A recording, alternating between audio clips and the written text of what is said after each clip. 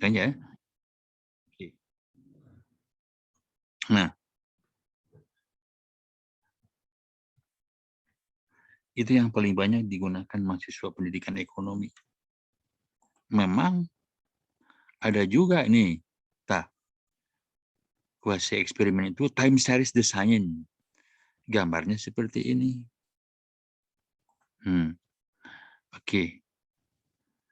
Nah ini, control time series design. Nah, yang paling sederhana yang digunakan oleh mahasiswa S1 pendidikan ekonomi adalah ini. Jadi ini, ada 2 kelompok tuh. Eksperimen, dikenakan perlakuan kan. Observasi 1, observasi 2, perlakuan. Nah, ada kelompok kontrol. Ada observasi 1, observasi 2, tetapi ini tidak digunakan perlakuan seperti yang ini gitu. Ya. Nah, ini gambarnya. Nah, ini yang paling banyak, makanya skripsi yang sekarang dibahas itu coba cermati betul bagaimana sih non equivalent control group design ini dilaksanakan oleh mahasiswa. Nah, makanya sekarang lah presentasikan semuanya.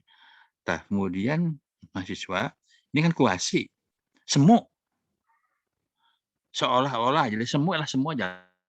Sudah semua eksperimen atau bukan eksperimen sungguhan, Lalu,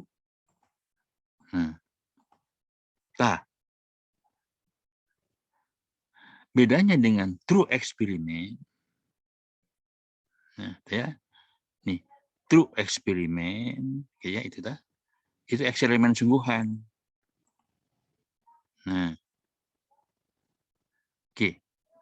True eksperimen desain, eksperimen sungguhan. Pretest, post-test with control group. Pretest, post-test. Nah, kan ada pretest, ada post-test. Ada kelompok eksperimen, ada kelompok kontrol. Nah, coba lihat ini gambar ini. Ini yang true ya. Itu lihat. True eksperimen design, sungguhan. Pretest, post-test with control group design.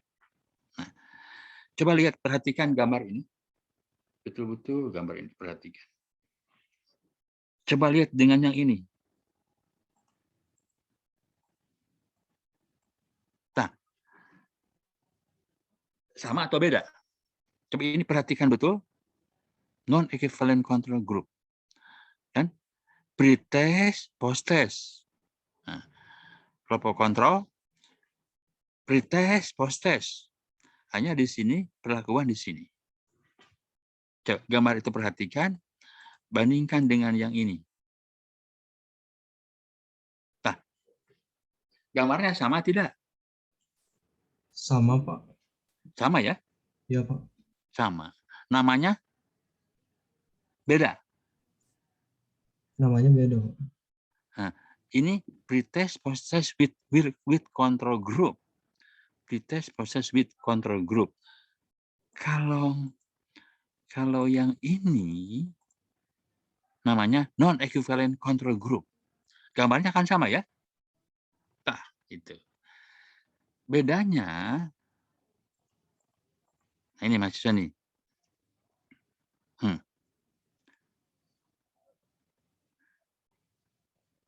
Sampel, bukan itu ya. Oke, yang ini coba, ini dulu. Nah, ini dia. Bedanya ada kata random. Random. Jadi, baik kelompok eksperimen dan kelompok kontrol, subjek penelitiannya dilakukan secara random. Di random. Ada prosedur random dalam penentuan subjek penelitian atau ini peserta dari eksperimen gitulah, subjek penelitian atau siswa. Coba baca ini. Sifatnya dengan randomisasi sebelum diberikan perlakuan mempunyai sifat yang sama. Perbedaan kelompok setelah perlakuan dapat disebut sebagai pengaruh. Jadi kata ini aja, randomisasi. Jadi pemilihan subjek penelitian dari kelompok eksperimen dan kelompok kontrol dilakukan secara random. Jadi kata kunci dari true eksperimen itu ada pemilihan secara random terhadap subjek penelitian. Gitu. Jadi baik kelompok eksperimen maupun kelompok kontrol itu dipilih secara random. Kalau kuasa eksperimen tidak begitu, tidak di random gitu, tidak di random. Langsung aja ditentukan ini kelompok eksperimennya ini kelompok kontrolnya ini. Kalau ini di random, baik untuk menentukan kelompok eksperimen maupun kelompok kontrol. Jadi rumitnya di random. Di random. Oke, itu aja. Sekarang mahasiswa langsung saja yang ini nih.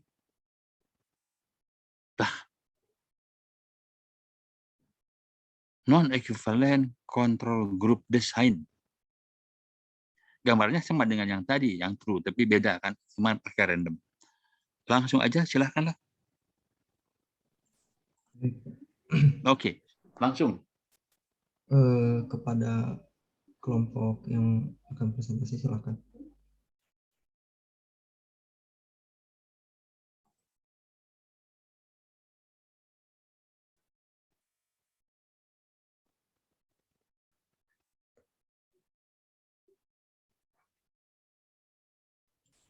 Kalau kelompok 8 sudah hadir semua.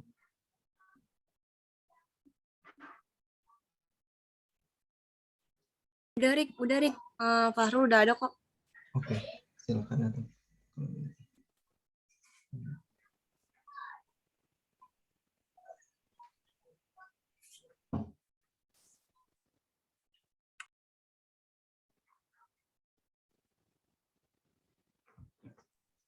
Oh, Fahrul Dena udah ada.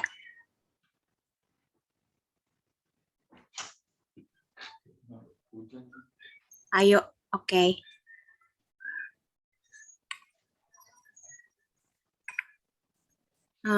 Baik, teman-teman, dimulai aja ya. Untuk mempersingkat waktu, Assalamualaikum warahmatullahi wabarakatuh. Selamat siang Bapak dan selamat siang teman-teman. Di sini saya Ratu Anggi, perwakilan dari kelompok 8 bersama keempat teman saya, ada Dia Lutfi Basyasya, ada Fahrul Dena, Febrianti Santa, dan Nida Rabani. Langsung aja, next. Ya, sedikit saya jelaskan dulu mengenai eksperimen kuasi, di mana eksperimen kuasi itu si partisipan atau objek eksperimennya pada kelas kontrol dan kelas eksperimen itu tidak dipilih secara acak. Nah, eksperimen kuasi ini sebenarnya terbagi menjadi dua. Yang pertama itu non-equivalent group design, dan yang kedua itu interrupted time series design, yang mana dalam kesempatan kita kali ini kelompok kami memaparkan kuasi eksperimen non-equivalent control group design. Nah, menurut Sugiono, non-equivalent control group design itu merupakan pendekatan yang paling populer dalam kuasi eksperimen. Kelompok eksperimen dan kelompok kontrolnya itu dipilih bukan dengan cara random.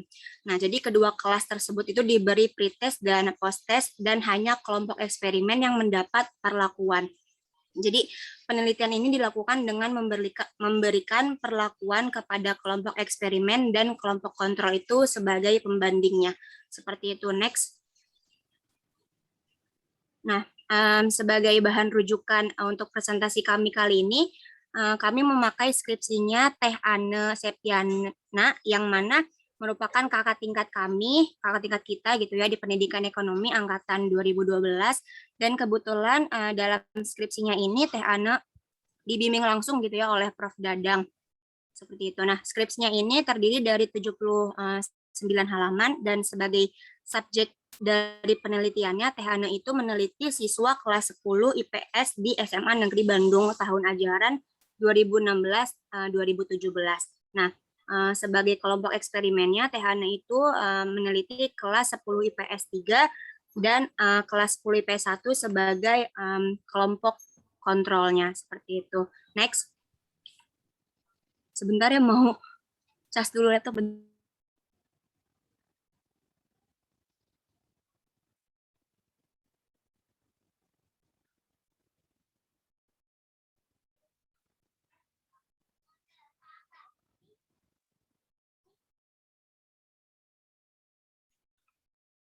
Ya, latar belakang dalam penelitian ini adalah di mana pada tahun 2016-2017 gitu ya, tahun ajaran 2016-2017 pada kelas 10 IPS di SMA Negeri Bandung diketahui terdapat rendahnya kemampuan berpikir analisis siswa di dalam kelas tersebut, sehingga harus dikembangkan agar peserta didik dapat memiliki kemampuan analisis yang baik agar terjadi keselarasan gitu ya antara tujuan pembelajaran dengan keadaan yang terjadi di lapangan. Nah, salah satu metode pembelajaran yang dapat membangun kemampuan berpikir analisis pada peserta didik itu adalah metode pembelajaran inquiry, seperti itu. Nah, menurut Sanjaya, metode inquiry ini adalah rangkaian pembelajaran yang menekankan pada proses berpikir secara kritis dan analitis untuk mencari dan menemukan sendiri jawaban dari suatu masalah yang dipertanyakan. Jadi, si peserta didik ini diberikan kesempatan untuk merumuskan prosedur, untuk menganalisis hasil dan mengambil kesimpulan secara mandiri gitu ya. Sedangkan kalau untuk menentukan topik atau pertanyaan atau bahan penunjang pembelajaran lainnya, itu adalah sebagai tugas guru sebagai fasilitator, seperti itu. Next, untuk slide selanjutnya akan dipaparkan oleh rekan saya, Feby. Terima kasih. Ya, baik. Selanjutnya yaitu rumusan masalah. Nah, dari paparan sebelumnya yang disampaikan oleh Anggi ya, latar belakang, dapat diketahui salah satu faktor yang mempengaruhi kemampuan analisis peserta didik, yaitu karena pembelajaran di kelas yang tidak menuntut untuk mengembangkan kemampuan berpikir mereka. Nah, untuk itu perlu dilakukan penelitian yang dapat menguji perbedaan antara penerapan metode inquiry terbimbing dengan metode ceramah. Nah, dengan itu dirumuskan dalam lingkup pertanyaan sebagai berikut. Yang pertama, apakah terdapat perbedaan kemampuan analisis peserta didik dalam mata pelajaran ekonomi pada kelas eksperimen yang menggunakan metode inquiry terbimbing sebelum dan setelah diberi perlakuan?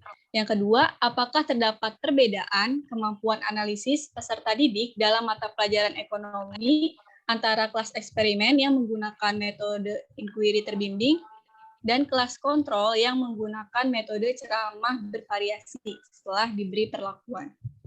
Selanjutnya,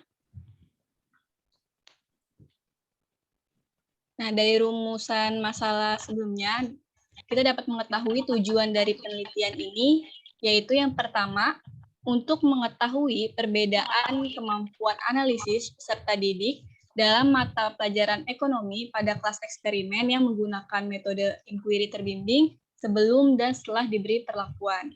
Dan yang kedua, untuk mengetahui perbedaan kemampuan analisis peserta didik dalam mata pelajaran ekonomi antara kelas eksperimen yang menggunakan metode inquiry terbimbing dan kelas kontrol yang menggunakan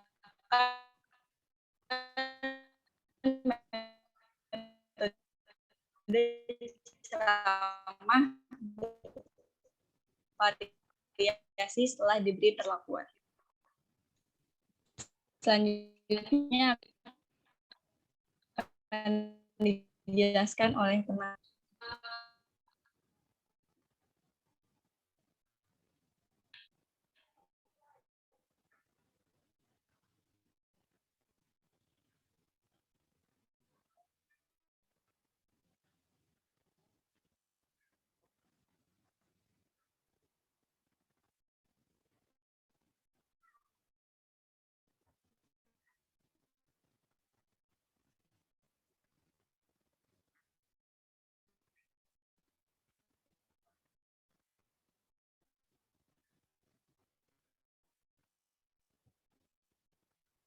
Cek. Halo, apa Fahri? Halo. Dari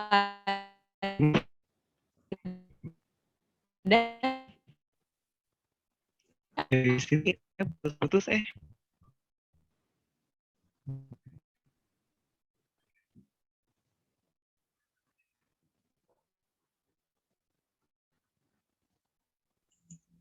Bagaimana?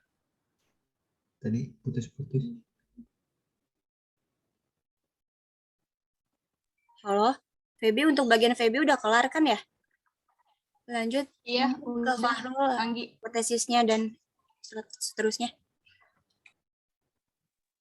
apa kayaknya sih kan? Ya. Teman-teman.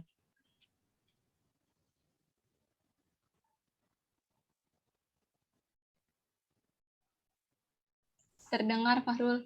Terdengar sedikit.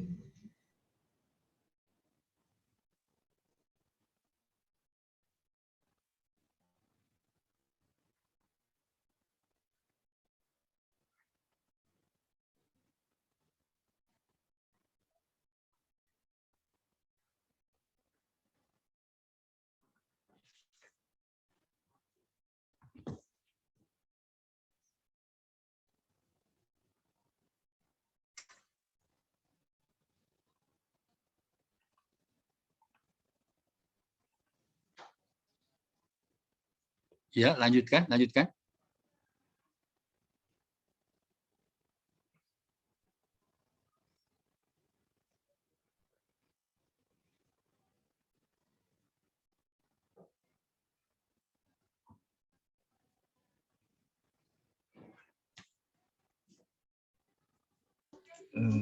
Untuk kelompok 8 apa terkendala? Mungkin bisa digantikan dulu oleh temannya yang lain barangkali. Apakah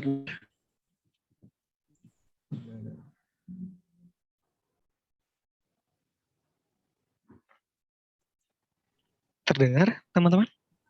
Terdengar. Dengar. Baik, terima kasih. Ini saya sampai harus keluar rumah ya. Ya, baik. Mohon maaf atas kesalahan atas jaringan yang saya alami. Baik, kita lanjutkan. Kelompok kami telah meneliti apa yang telah Teh Ane sampaikan dalam skripsinya. Yang dapat kita lihat ada hipotesis. Di sini ada 2 hipotesis yang dilontarkan. Yang pertama adalah terdapat perbedaan kemampuan analisis peserta didik dalam mata pelajaran ekonomi pada kelas eksperimen yang menggunakan metode inquiry terbimbing antara sebelum dan setelah diberi perlakuan. Sehingga yang disebut perlakuan adalah metode inquiry terbimbing pada penelitian kali ini.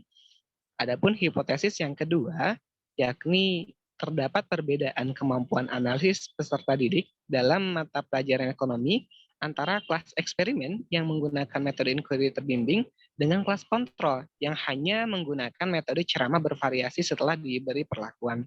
Boleh di next? Hal yang demikian itu dilahirkan dari sebuah kerangka berpikir, yakni dalam perkuliahan metode penelitian yang disampaikan oleh Profesor Dadang pada saat itu. Prof. Dadang mengatakan bahwa keterampilan-keterampilan yang harus dimiliki peserta didik, yang itu sekarang ini adalah keterampilan dalam berpikir tingkat tinggi, yaitu berpikir kritis, berpikir analisis, dan berpikir kreatif. Sehingga kerangka pikir yang demikian melahirkan hipotesis yang tadi disampaikan dengan kerangkanya adalah metode inquiry terbimbing sebagai variabel X itu berpengaruh terhadap kemampuan berpikir analisis siswa. Dan hal yang demikian dipandang oleh penyusun dapat diwujudkan melalui metode inquiry. Boleh di next? Tadi sudah disampaikan oleh Ratu Anggi berkenaan dengan sebuah definisi dari metode inquiry terbimbing, dan ini adalah desain non-equivalent yang tadi disampaikan, bahwasanya kelas eksperimen dan kelas kontrol sama-sama diberikan pretest dan post-test. Yang membedakan adalah kelas eksperimen diberikan perlakuan sebelum adanya post-test. Nah, di sini dapat teman-teman lihat bahwasanya Sugiono sudah tadi disampaikan mendefinisikan bahwa desain ini merupakan sebuah pendekatan yang sangat populer pada kuasi eksperimen. Dan kelompok eksperimen dan kelompok kontrol itu dipilih bukan secara acak ataupun random. Nah, perlu teman-teman ketahui bahwa partisipan yang juga menjadi sebuah populasi dalam penelitian ini, yakni siswa dan siswi di kelas 10 IIS SMA Negeri 4 Bandung. Adapun sampelnya adalah 10 IIS 1 sebagai kelas kontrol, dan juga ada 10 IIS 3 sebagai kelas eksperimen, yang mana kelas kontrol diberikan metode ceramah bervariasi, sedangkan kelompok eksperimen diberikan pembelajaran dengan inquiry terbimbing. Selanjutnya akan dijelaskan oleh rekan saya.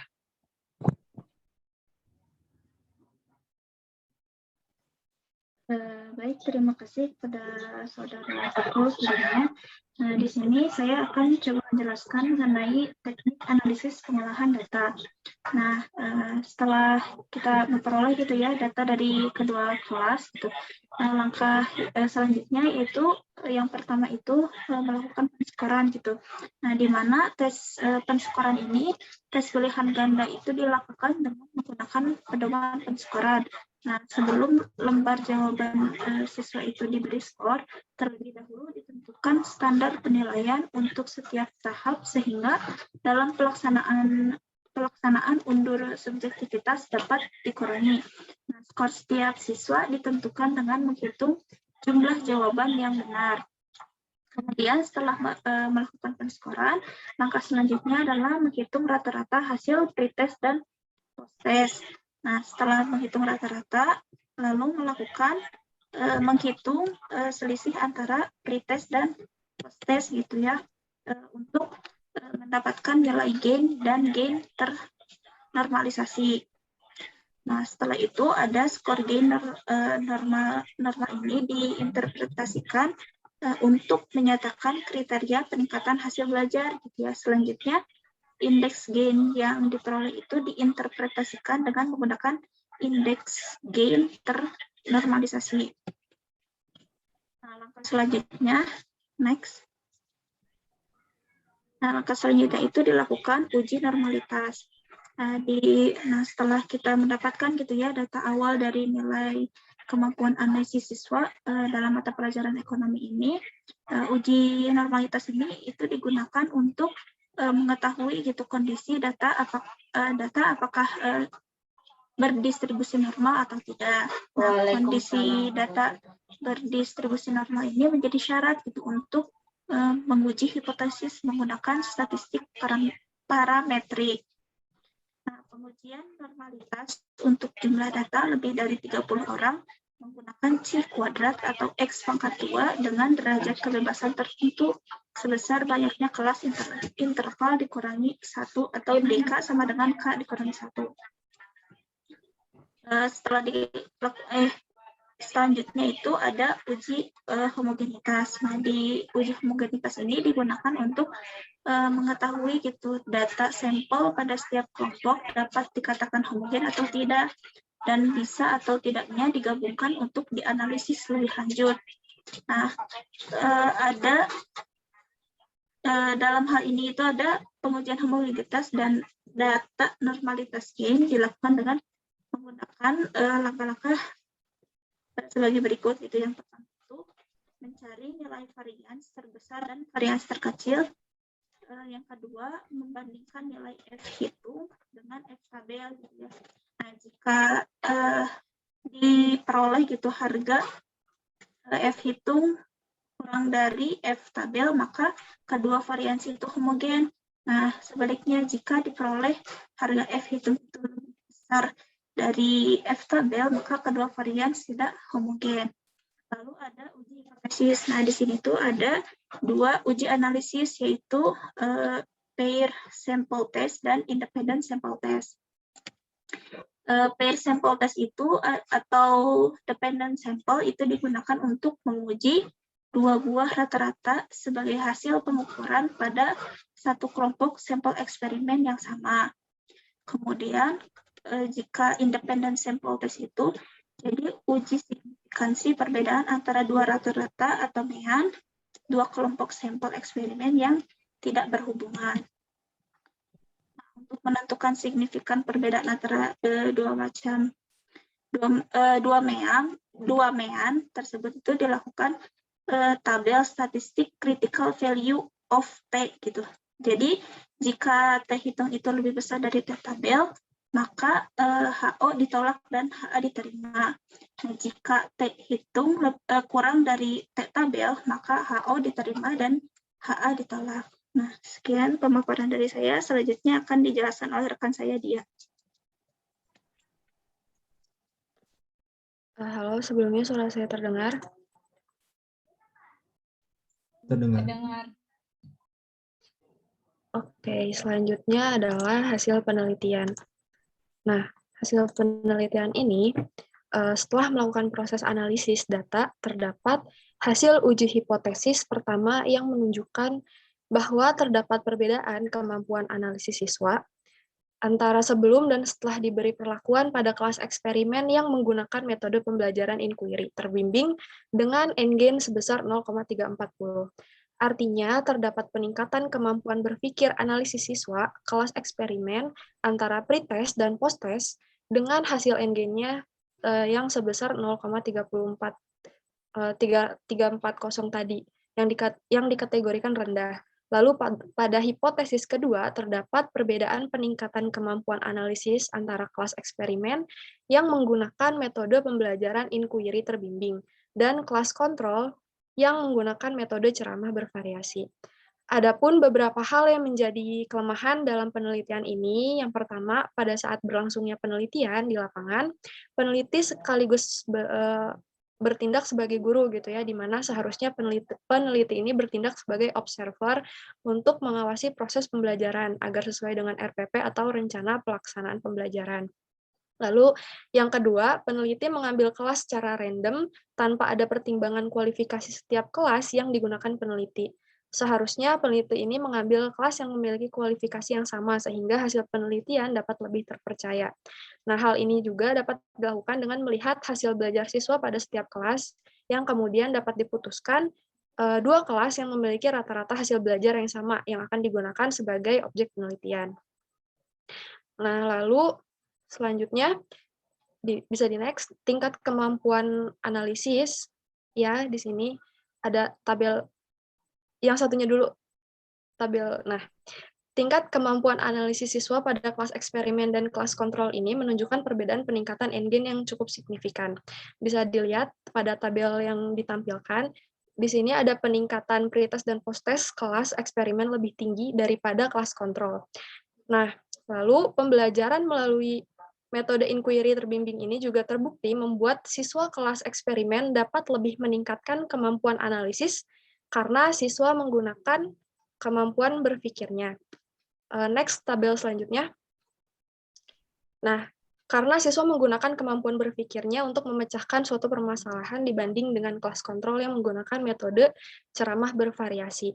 Pada kelas eksperimen, siswa menjadi lebih aktif belajar karena siswa diarahkan untuk bertanya dan berdiskusi untuk membahas suatu isu ekonomi. Sedangkan pada kelas kontrol yang menggunakan metode ceramah bervariasi, siswa cenderung lebih pasif dalam belajar. Lalu, melalui penelitian ini dapat diperoleh hasil yang menyatakan bahwa metode inquiry terbimbing dapat meningkatkan kemampuan analisis siswa. Dengan demikian, dapat diambil kesimpulan bahwa metode inquiry terbimbing ini memberikan pengaruh positif dalam meningkatkan kemampuan analisis siswa. Next. Kesimpulannya, berdasarkan hasil penelitian yang sebelumnya yang dilakukan di SMA Negeri 4, Bandung pada kelas eksperimen dan kelas kontrol, dapat disimpulkan yang pertama, hipotesis mengenai terdapat perbedaan kemampuan analisis siswa dalam mata pelajaran ekonomi pada kelas eksperimen yang menggunakan metode inquiry terbimbing sebelum dan setelah diberi perlakuan. Artinya, kemampuan analisis siswa pada saat sebelum pembelajaran dengan metode inquiry terbimbing masih rendah dan meningkat setelah pembelajaran menggunakan metode inquiry terbimbing, sehingga dapat disimpulkan bahwa metode inquiry terbimbing efektif meningkatkan kemampuan analisis siswa pada mata pelajaran ekonomi. Lalu yang kedua, hipotesis yang kedua itu terdapat perbedaan kemampuan analisis siswa dalam mata pelajaran ekonomi antara kelas eksperimen yang menggunakan metode inquiry terbimbing dan kelas kontrol yang menggunakan metode ceramah bervariasi setelah diberi perlakuan. Ini artinya kemampuan analisis siswa pada kelas eksperimen menggunakan metode inquiry terbimbing lebih tinggi dibanding kemampuan analisis siswa pada kelas kontrol yang menggunakan metode ceramah bervariasi. Sehingga dapat disimpulkan juga bahwa metode inquiry terbimbing ini lebih efektif meningkatkan kemampuan analisis siswa pada mata pelajaran ekonomi dibanding metode ceramah bervariasi. Mungkin segitu saja dari kelompok kami, kurang lebihnya mohon maaf. Terima kasih. Bisa dikembalikan ke Lanjut kelompok berikut. Baik, Pak. Silakan kepada kelompok 9, kelompok terakhir.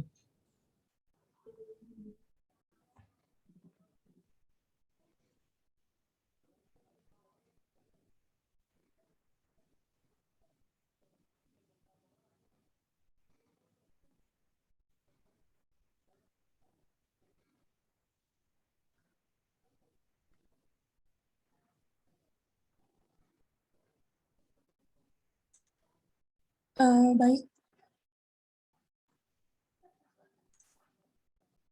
Assalamualaikum warahmatullahi wabarakatuh. Selamat siang, Bapak dan teman-teman semuanya. Kami dari kelompok 9 yang beranggotakan Kang Riki Firmansyah, lalu kemudian ada Andita, yang ketiga ada Fahrani, yang keempat ada M. Irfan, dan yang kelima ada saya sendiri. Nah, di kelompok 9 ini kita akan membahas mengenai desain penelitian kuasi eksperimen, yaitu non-equivalent control. Mangga, slide selanjutnya. Nah, dalam presentasi kali ini, berikut hal yang akan kami bahas, yaitu dimulai dari identitas skripsi, kemudian latar belakang skripsi, teknik pengolahan data, sampai ke kesimpulan. Mangga untuk selanjutnya kepada teman saya yang akan menjelaskan mengenai identitas skripsi. Adapun identitas skripsi yang kelompok kami analisis berjudul Pengaruh Penerapan Metode Problem Solving dengan Teknik Flipped Classroom terhadap peningkatan kemampuan berpikir kritis dalam mata pelajaran ekonomi dengan studi kuasi eksperimen pada kelas 11 IPS SMA Laboratorium Percontohan Universitas Pendidikan Indonesia. Penulisnya ditulis oleh Teh Dinda Fadilah tahun 2019. Asal instansinya Program Studi Pendidikan Ekonomi, Fakultas Pendidikan Ekonomi Bisnis, UPI. Next. Adapun latar belakang penelitian ini, pendidikan di Indonesia diharapkan mampu meningkatkan kemampuan berpikir kritis siswa. Namun pada kenyataannya, siswa di Indonesia masih belum memiliki kemampuan berpikir tingkat tinggi, yang salah satunya adalah berpikir kritis. Hal ini dibuktikan dengan penelitian Trend in Mathematics and Science Study, yang menyatakan bahwa kemampuan berpikir kritis siswa di Indonesia rendah. Salah satunya adalah sekolah menengah atas di Kota Bandung, yaitu SMA Laboratorium Percontohan UPI. Argumen tersebut dilatar belakangi oleh data hasil para penelitian soal kemampuan berpikir kritis mata pelajaran ekonomi yang dilakukan oleh penulis, yaitu didapati hasil tes kemampuan berpikir kritis pada siswa kelas 11 IPS SMA Laboratorium Percontohan UPI berada pada rentang nilai yang sangat rendah. Uji coba dilakukan pada 30 peserta didik dan hanya 2 orang yang mendapatkan nilai pada rentang 85-100 dengan persentase 7%. 4 orang peserta didik mendapatkan nilai pada rentang 75 sampai dengan 84 dengan persentase 13%. 5 orang peserta didik mendapatkan nilai pada rentang 64 sampai dengan 74 dengan persentase 17%. 7 orang peserta didik mendapatkan nilai pada rentang 55 sampai 64 dengan persentase 23%. Sedangkan jumlah paling banyak yaitu 12 orang peserta didik mendapat nilai terendah rentang 54 ke bawah dengan persentase 40%. Oleh karena itu, data para penelitian di atas membuktikan bahwa kemampuan berpikir kritis siswa kelas 11 IPS di SMA Laboratorium Percontohan UPI masih rendah. Hal tersebut merupakan alasan yang melatar belakangi penulis untuk meneliti variabel kemampuan berpikir kritis. Pada penelitian ini, penulis akan bereksperimen menggunakan metode problem solving. Selain itu, peneliti melakukan pengembangan dengan teknik pembelajaran ekonomi berbasis Flipped Classroom menjadi salah satu alternatif untuk mengefektifkan pembelajaran ekonomi. Next slide. Berdasarkan latar belakang yang dipaparkan, maka rumusan masalah dalam penelitian ini, yang pertama itu, apakah terdapat perbedaan kemampuan berpikir kritis siswa kelas eksperimen antara sebelum dan sesudah diberi perlakuan metode problem solving dengan teknik flipped classroom. Yang kedua, apakah terdapat perbedaan peningkatan kemampuan berpikir kritis siswa antara kelas eksperimen yang diberi perlakuan berupa metode problem solving teknik flipped classroom dengan kelas kontrol yang menggunakan metode konvensional. Next slide dijelaskan oleh rekan saya Andita. Baik, di sini saya akan menjelaskan mengenai tujuan penelitian. Adapun tujuan dari penelitian ini ada dua. Yang pertama itu untuk mengetahui adanya perbedaan kemampuan berpikir kritis siswa kelas eksperimen antara sebelum dan sesudah diberi perlakuan metode problem solving teknik flipped classroom. Yang kedua, untuk mengetahui adanya perbedaan peningkatan kemampuan berpikir kritis siswa antara kelas eksperimen yang diberi perlakuan berupa metode problem solving teknik flipped classroom dengan kelas kontrol yang menggunakan metode konvensional. Next slide. Lalu di sini ada hipotesis. Hipotesisnya ada dua, yaitu kemampuan berpikir kritis peserta didik kelas eksperimen menggunakan metode problem solving dengan teknik flipped classroom lebih tinggi setelah diberi perlakuan dibandingkan sebelum diberi perlakuan.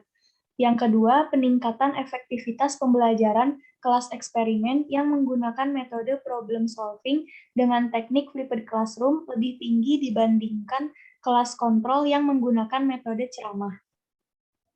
Next. Lalu di sini terdapat desain penelitian.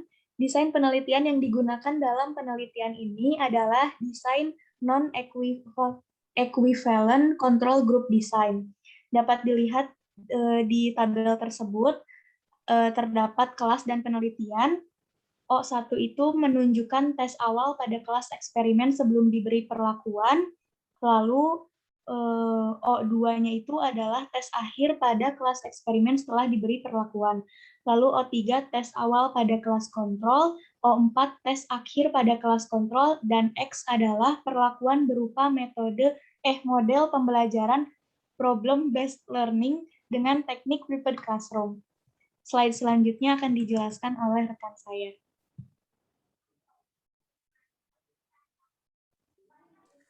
Baik, selanjutnya adalah instrumen penelitian.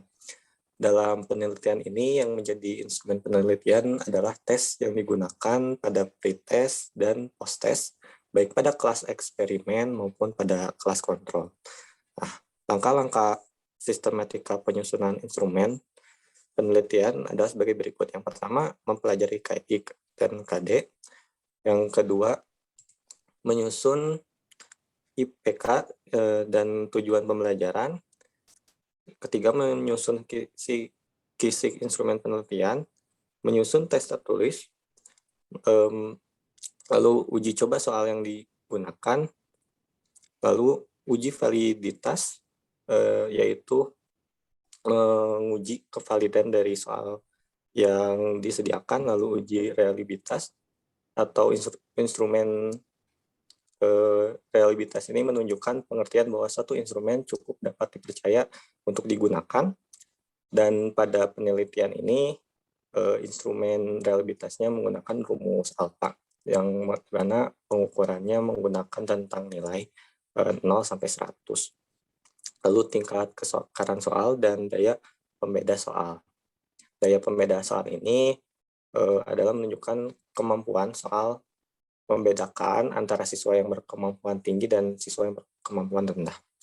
Lalu revisi soal yang telah diuji coba, lalu menggunakan soal untuk mengukur kemampuan berpikir kritis. Selanjutnya. Nah, langkah selanjutnya adalah melakukan penskoran pada teknik pengolahan data. Jadi teknik pengolahan data pada penelitian ini, yang pertama melakukan penskoran, di mana apabila data telah terkumpul, yang pertama adalah menghitung jawaban tes siswa berdasarkan jawaban siswa yang benar. Nah, lalu setelah dihitung tes nilai siswa mengubah skor mentah tersebut menjadi nilai standar dengan rumus nilai sama dengan skor mentah dibagi dengan skor maksimum dikali 100. Lalu selanjutnya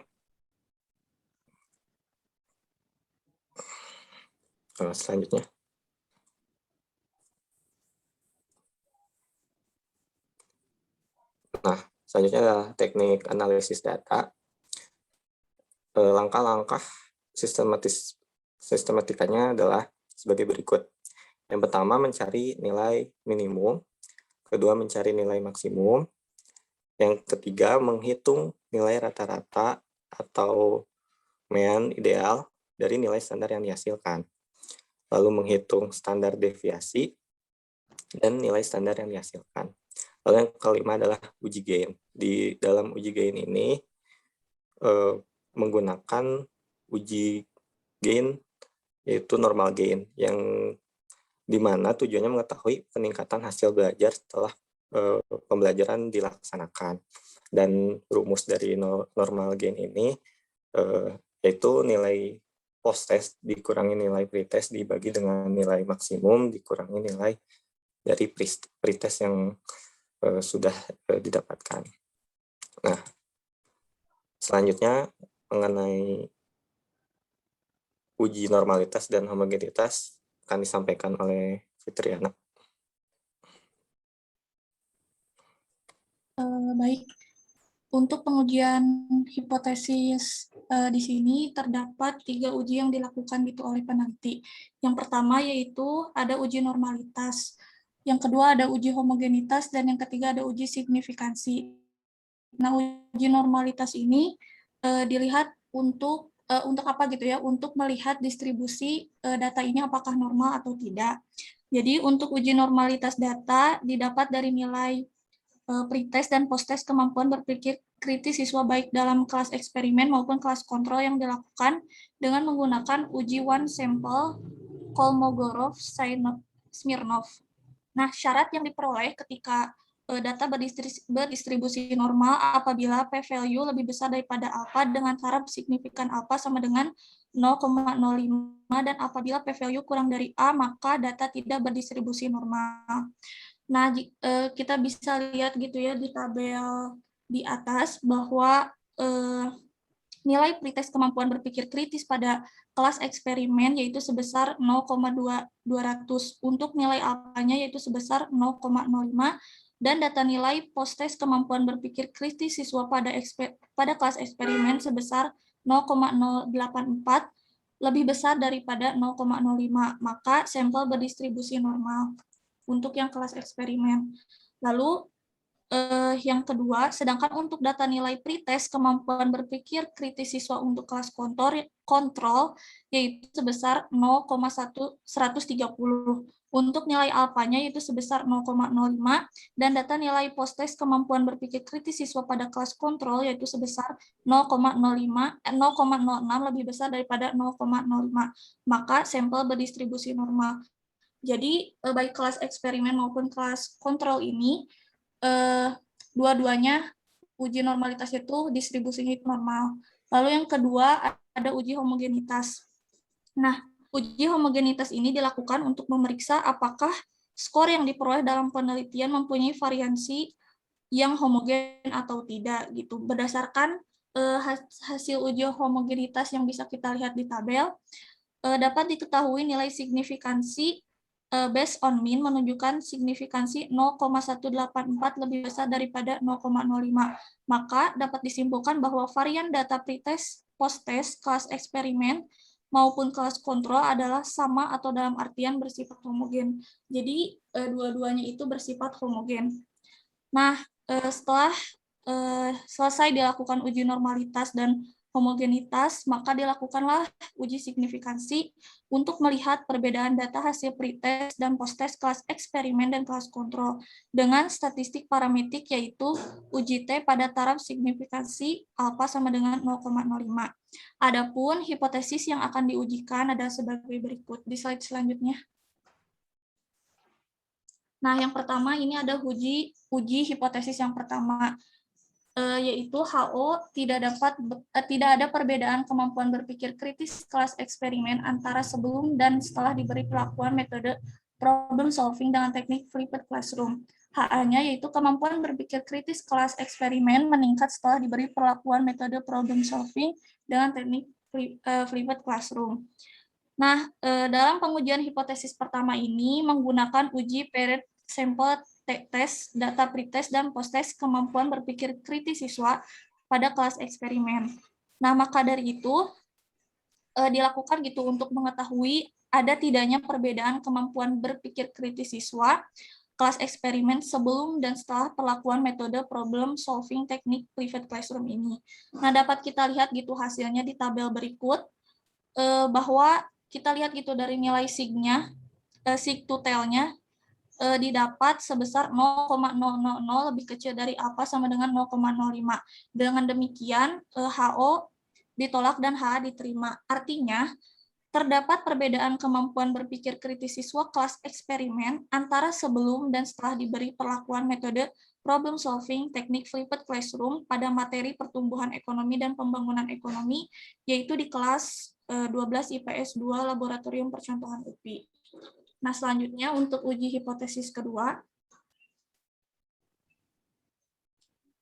Nah, di sini untuk uji hipotesis kedua, H0-nya atau HO-nya tidak ada perbedaan peningkatan kemampuan berpikir kritis siswa antara kelas eksperimen yang diberikan perlakuan metode problem solving dengan teknik flipped classroom dengan kelas kontrol yang menggunakan metode ceramah pada materi pertumbuhan ekonomi dan pembangunan ekonomi.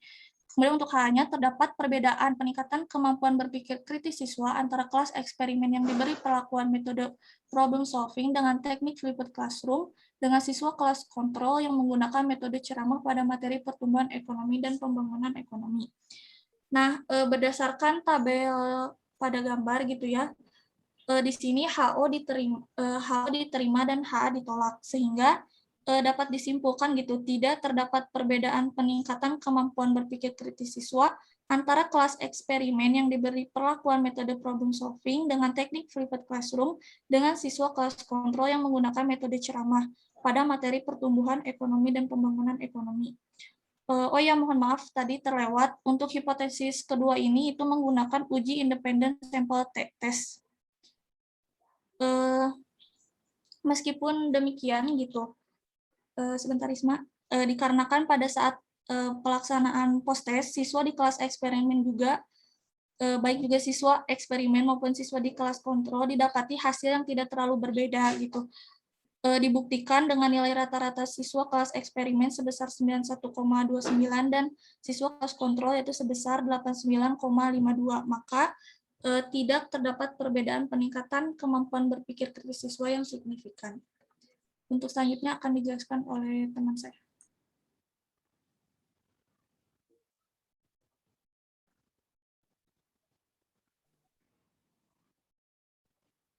Ini dengar nggak sebelumnya? Halo, terdengar nggak? Ada Kang, ada. Ada. Ya, baik. Selanjutnya akan saya jelaskan mengenai hasil penelitian dari institusi ini. Nah, yang tadi sudah dijelaskan ya, bahwa pengujian itu ada menggunakan uji normalitas dan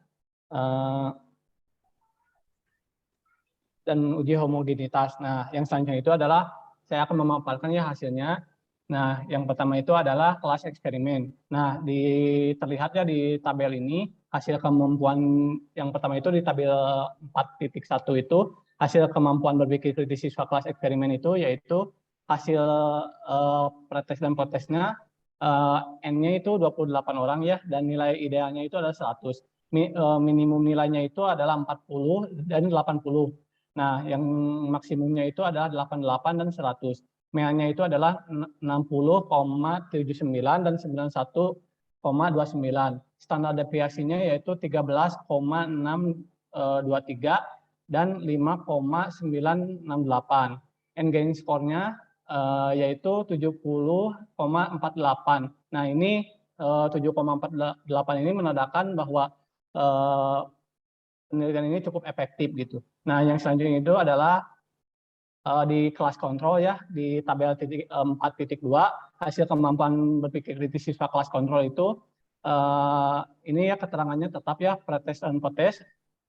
N-nya itu 29, ya idealnya itu adalah 100, minimum nilainya itu 48 sama 80, maksimumnya itu 88 dan 100, MEA-nya itu adalah 65,79 dan 89,52.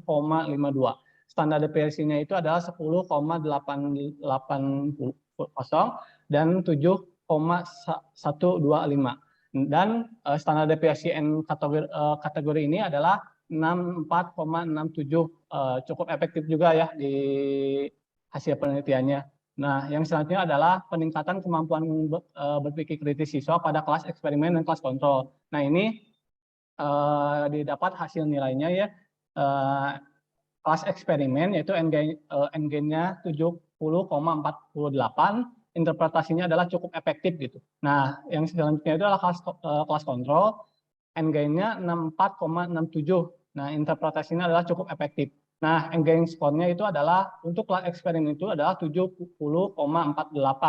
Nah, kelas kontrolnya itu adalah 64,7. Nah, ini cukup ada perbedaannya antara hasil dari pretest dan potesnya. Next.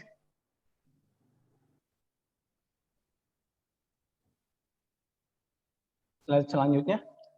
Nah, kesimpulannya yaitu yang pertama itu adalah terdapat perbedaan kemampuan berpikir kritis siswa setelah memperoleh perlakuan berupa metode problem solving dengan teknik flipped classroom.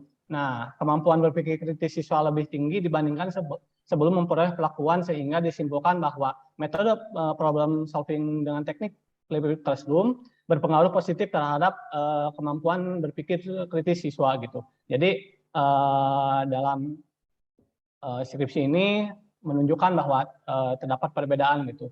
Nah, yang kedua itu adalah tidak terdapat perbedaan ya peningkatan efektivitas kemampuan berpikir kritis siswa di kelas yang diberi melakukan treatment metode problem solving dengan teknik flipped classroom dengan siswa yang menggunakan metode ceramah. Artinya metode problem solving dengan teknik flipped classroom tidak lebih efektif dalam meningkatkan kemampuan berpikir kritis siswa dibandingkan dengan ceramah dalam pembelajaran ekonomi, materi pertumbuhan, dan pembangunan ekonomi.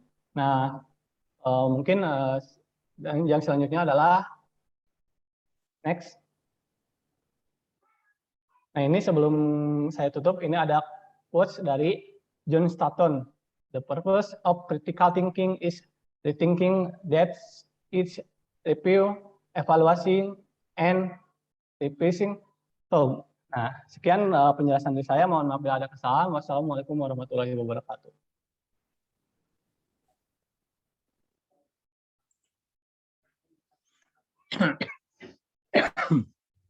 Silahkan ada tanya jawab dulu. Jadi ini begini. Itu dua contoh skripsi yang ada di pendidikan ekonomi dengan menggunakan desain tadi non-equivalent. Nah, itu oke. Hanya ini yang skripsi yang pertama itu kan 2015 ya. Skripsi yang kedua 2019. Nah, itu kan. Pada prinsipnya sama itu. Kan itu, sama itu. Coba lihat aja. Nah, kalaupun ada perbedaan, nah, dalam hal apa gitu ya. Mungkin tadi saya lihat ada perbedaan dalam hipotesis, lihat sama atau sama persis atau agak beda. Kalau agak beda, berarti itu ada perkembangan yang baru dalam rumusan. Tapi ada hakikatnya sama. Teknik analisisnya juga sama. Kan gitu. Relatif sama maksud saya. Nah, jadi mahasiswa itu dua contoh. Penelitian eksperimen ya dengan desain non-equivalent control group design. Nah, gitu. Ini relatif mudah digunakan untuk mahasiswa pendidikan ekonomi tingkat S1. Nah, untuk S2 tentu lebih kompleks lagi desainnya. Gitu. Silakan sekarang coba boleh bertanya kedua kelompok ini atau dua kelompok ini saling bertanya gitu. Di mana perbedaan skripsi yang pertama dengan skripsi yang kedua dan juga persamaannya?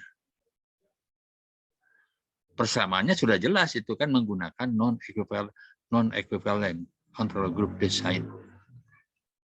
Silakan, masih ada waktu 5 menit lagi nih sampai jam 2. Dan mudah-mudahan masih jelas itu contoh deskripsi ini. Seperti itu. Nah, mungkin yang belum jelas betul, coba baik skripsi yang pertama dan yang kedua, prosedur penelitiannya seperti apa? Tadi saya tidak melihat secara konkret. Prosedurnya, bagaimana mahasiswa melakukan penelitian yang tersusun dalam langkah-langkahnya seperti apa itu? Tadi kelihatan agak terlewat. Langkah-langkah penelitian atau prosedur penelitiannya di bab 3 tentunya.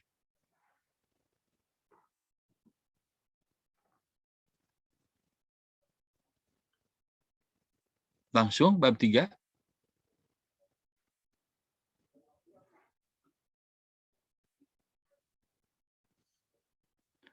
Kalau tidak salah, prosedur penelitiannya tidak ditampilkan dalam PPT gitu.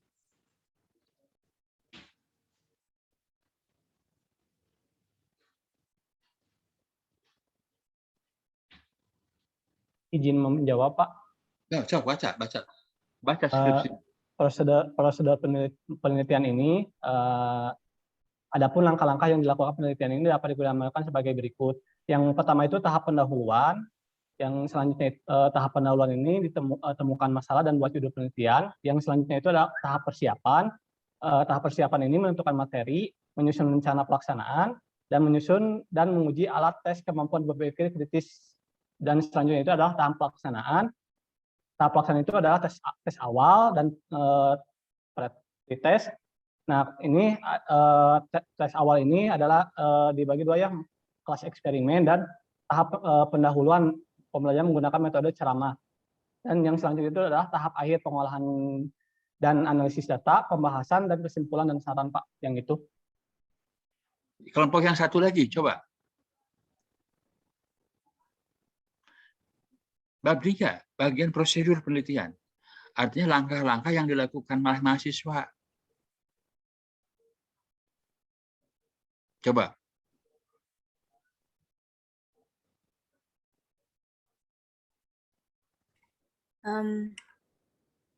Di bab 3 ya, Pak? Iya. Di bab 3 itu langkah-langkahnya kan kita pakai metode inquiry terbimbing ya, Pak? Ya, dibacakan saja. Yang pertama itu orientasi, merumuskan masalah, lalu mengajukan hipotesis, lalu mengumpulkan data, menguji hipotesis, lalu merumuskan kesimpulan. Bukan, yang ditulis skripsi seperti apa? Iya, Pak. Boleh izin menjawab? Boleh? Iya. Jadi untuk skripsi yang kami ini, Pak, prosedur penelitiannya itu pertama ada tahap persiapan. Yang kedua ada tahap pelaksanaan, yang ketiga ada tahap pengolahan dan analisis data, dan yang keempat tahap kesimpulan, Pak. Nah, di tahap persiapan itu ada menentukan masalah, ada melakukan perizinan, melaksanakan pra-penelitian, menentukan waktu, kelas, kompetensi inti, kompetensi dasar. Selanjutnya ada menyusun kisi-kisi, dan ada membuat rencana pelaksanaan pembelajaran RPP. Nah, di tahap pelaksanaan itu ada melakukan uji coba instrumen, menguji validitas, reliabilitas, tingkat kesukaran, dan daya pembeda instrumen penelitian, lalu melaksanakan penelitian pada kelas eksperimen dan kelas kontrol, memberikan tes awal, pretest pada kelas eksperimen dan kelas kontrol pada pertemuan pertama, memberikan perlakuan pada kelas eksperimen dengan menggunakan metode inquiry terbimbing dan metode ceramah bervariasi pada kelas kontrol, lalu memberi tes akhir, post-test pada kelas eksperimen dan kelas kontrol.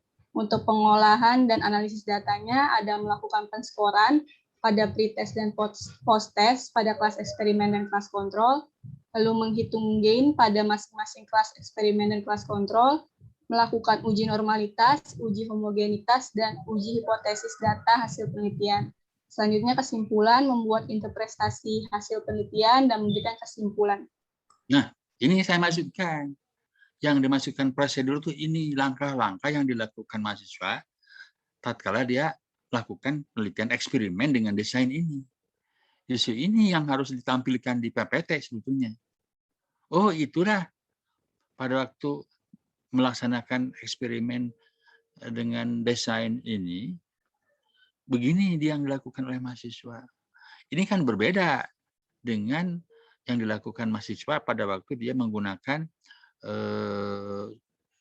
penelitian eksplanatori misalnya. Tuh kan ada pre-test, ada post-test. Ini yang tadi tidak terlihat di PPT. Oke, mahasiswa tidak ada pertanyaan, silahkan. Waktu hampir habis ini. Nah, lalu koreksi dari saya, coba mahasiswa nih supaya kita tidak malu nih nanti. Kalau rata-rata ya, dalam bahasa Inggris bacanya seperti apa? Average. Hah? Average, Pak. Bukan. Oh. Dalam statistik ini. Oh. Mean, Pak. Ya?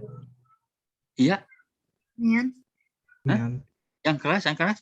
Mean, Pak. Hah? Yang keras? Mean. Nah, itu dia. Kita akan malu nanti. Apalagi dengan mahasiswa matematik. Yang benar gimana pengucapannya? Pronunciation-nya? Mean, Pak. Itu aduh. Kan nanti malu kita. Itu kan pronunciation-nya seperti itu. Nah, kalau kita membaca dengan pronunciation mean, aduh. Nanti kita disangkanya tidak pernah tahu itu terminologi dalam statistik, angka rata-rata. Dalam statistik kan tidak dikenal average, mean kan gitu ya? Iya. Yang tadi dibaca mahasiswa mean. Nah, seperti bahasa Sunda atau bahasa Indonesia jadinya kan. Hati-hati mahasiswa nih, kita jangan sampai karena pronunciation saja kita menjadi terjebak dan kita malu gitu lah. Oke, saya pikir cukup mahasiswa nih. Cukuplah. Tepat jam 2 siang, jam 14. Saya pikir mahasiswa itu sudah punya bekal lah bahwa desain non-ekvivalen itu, control group design itu seperti itu contoh skripsinya. Baik, kita akan dilanjutkan minggu depan saja karena saya sekarang sudah terjadwal ada acara pelatihan dengan tim dari UPI. Sekian dulu, sampai ketemu minggu depan.